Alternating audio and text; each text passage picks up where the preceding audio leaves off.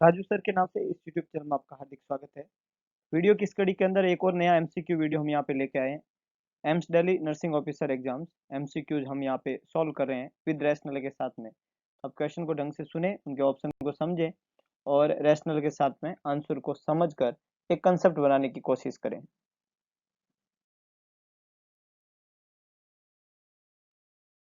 Nurse had just finished assisting the primary health care personnel in placing a central IV line.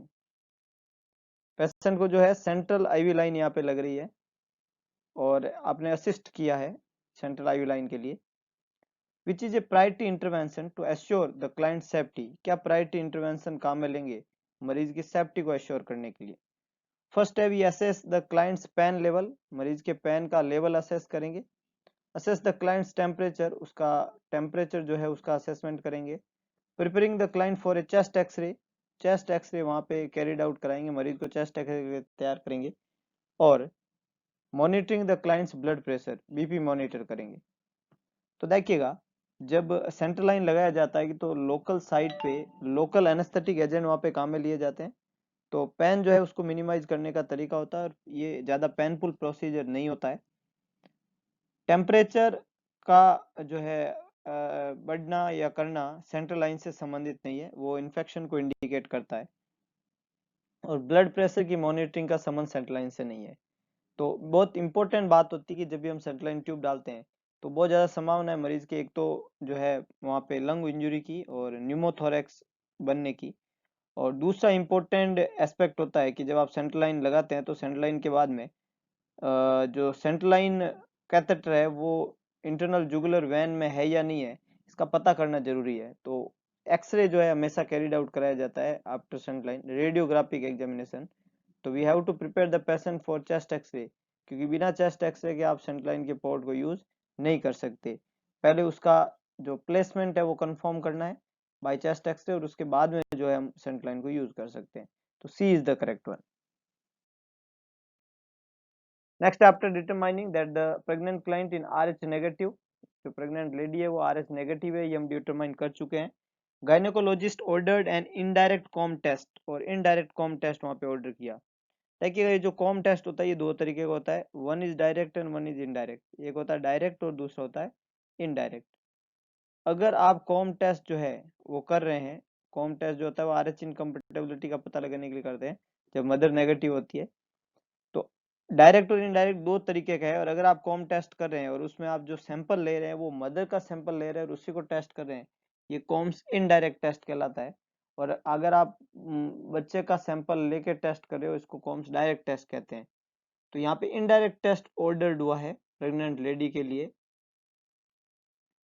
What is the purpose of performing this test in a pregnant client, pregnant lady में ये test करते ही क्यों है, हमें तो ये पूछ लिया अब इसने कॉम टेस्ट क्यों करते हैं। तो definitely to determine the fetal blood RH factor, नहीं ये डिटरमाइन इससे नहीं होता है। To determine the maternal blood RH factor, ये इससे नहीं होता है। To detect defeat maternal antibody against fetal RH negative factor, antibody बनाने के लिए। To detect defeat maternal antibody against fetal RH positive factor, this is correct one.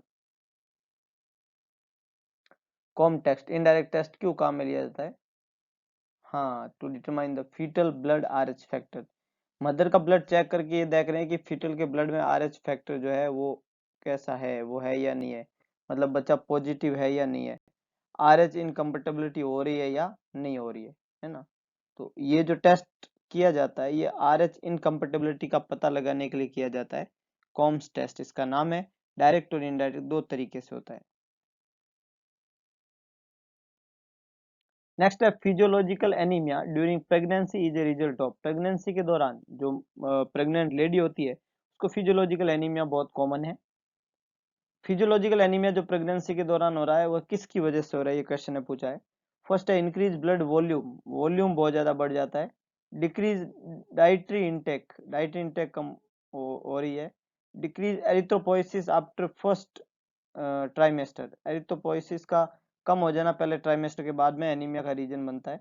और increase detoxification demand of mother's liver, liver की detoxification करने की demand जो है वो इंक्रीज हो गई है। तो बहुत सिंपल का कंसेप्ट है कि प्रेगनेंसी जो है एक हाइपरवोल्यूमिक स्टेज है। प्रेगनेंसी के अंदर वॉल्यूम जो है वो बढ़ जाता है, और जब वॉल्यूम बढ़ेगा तो प्रेशर भी वहाँ पे बढ़ा हुआ देखने को मिलता है। तो इफ लेडी इज प्रेग्नेंट तो उसको जो है ब्लड वॉल्यूम जो है वो वहाँ पे बढ़ा हुआ देखने को मिलेगा। उसकी वजह से जो आरबीसी होती है वो डाइल्यूट हो जाती है, और डाइल्यूशन की वजह से एनीमिक कंडीशन देखने को मिलती है ना। तो डाइटरी इंटेक का कम होना या एरिथ्रोपोइसिस का कम होना या लीवर का डिटॉक्सिफिकेशन डिमांड का बढ़ना, ये कारण नहीं है फिजियोलॉजिकल एनीमिया के। फिजियोलॉजी वर्ड का मतलब बीमारी नहीं है। तो वॉल्यूम के बढ़ने की वजह से आरबीसी का कम दिखना वहाँ पे, ये बीमारी नहीं है, लेकिन वास्तव में लेडी को एनीमिया है। इसलिए यहाँ पे आंसर जाएगा A, that is increase blood volume. जो वॉल्यूम ज़्यादा होगा तो डाइल्यूट रहेगी आरबीसी, तो जब भी आप चेक करेंगे आरबीसी आपको कम मिलेगी। मान लो नॉर्मल प्रेग्नेंट लेडी का हीमोग्लोबिन जो है वो 12 है, और अगर वो प्रेग्नेंट लेडी है तो उसका हीमोग्लोबिन जो है वो 10 ही दिखेगा आपको, जबकि वो वास्तव में कम नहीं हुआ है, वॉल्यूम बढ़ने की वजह से वो डाइल्यूट हो गया है आरबीसी। नेक्स्ट है tocolytic agent are used to. Tocolytic agent वो होते हैं जो लेबर के प्रोसेस को इनिबिट करते हैं, और ऑक्सीटोसिन होते हैं जो लेबर के प्रोसेस को बढ़ाते हैं। तो it is use to enhance the protein preterm labour, suppress the preterm labour, है ना, ये सप्रेस करता है। Enhance the normal labour, suppress the preterm labour को क्या करता है, सप्रेस करने का काम करता है। टोकोलाइटिक एजेंट का काम होता है कि वो प्रीटर्म लेबर को सप्रेस करने का काम करते हैं। तो B is the correct one. During the adolescent psychosocial development focus on. Psychosocial developmental stage जो है वो एरिक एरिक्सन ने दी थी, और उन्होंने अलग अलग तरीके से उसको डिफाइन जो है अलग अलग लेवल पे लाइफ के अलग अलग स्टेज जो है उन्होंने डिफाइन किया है।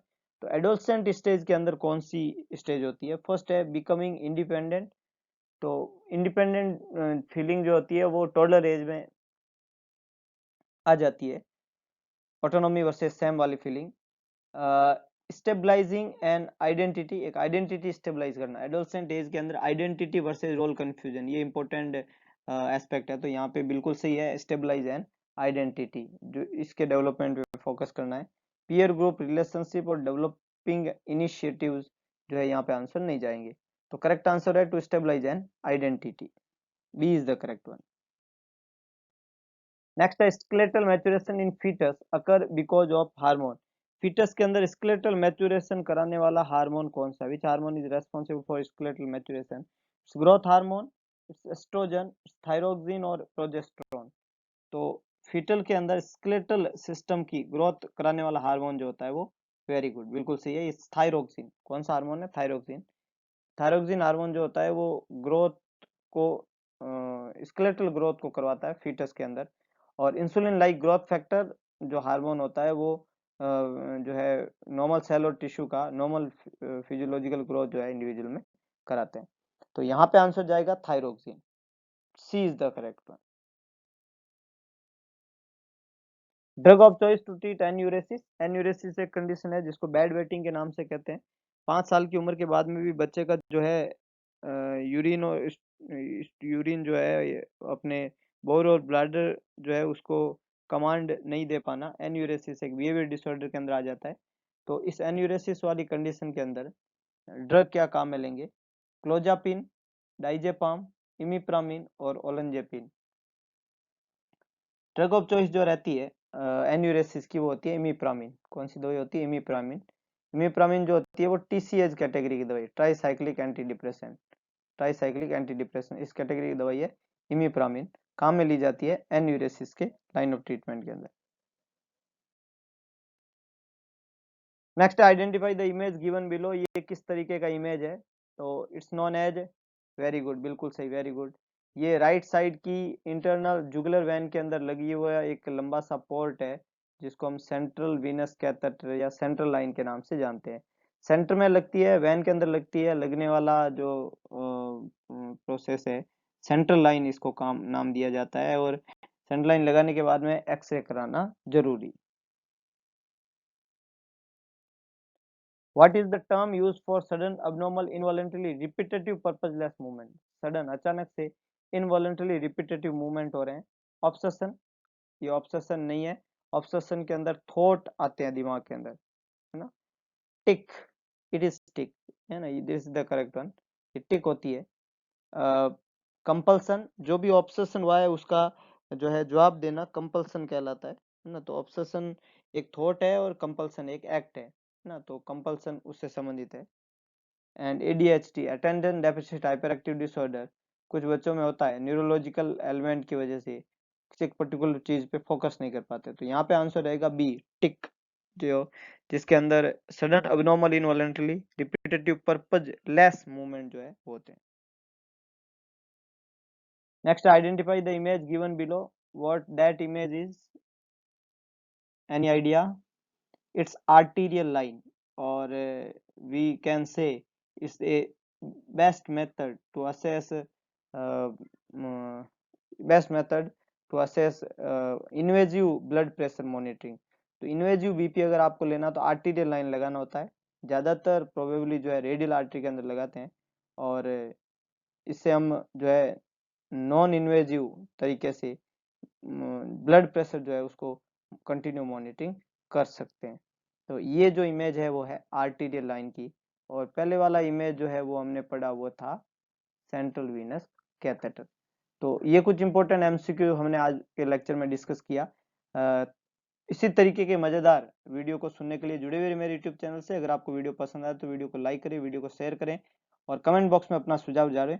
और इसके अलावा एक काम जरूर करें, इस चैनल और इस वीडियो को मैक्सिमम लोगों तक पहुंचाने में मदद करें, ताकि किसी घर का हम भला कर सकें। करके देखिएगा, अच्छा लगता है। धन्यवाद।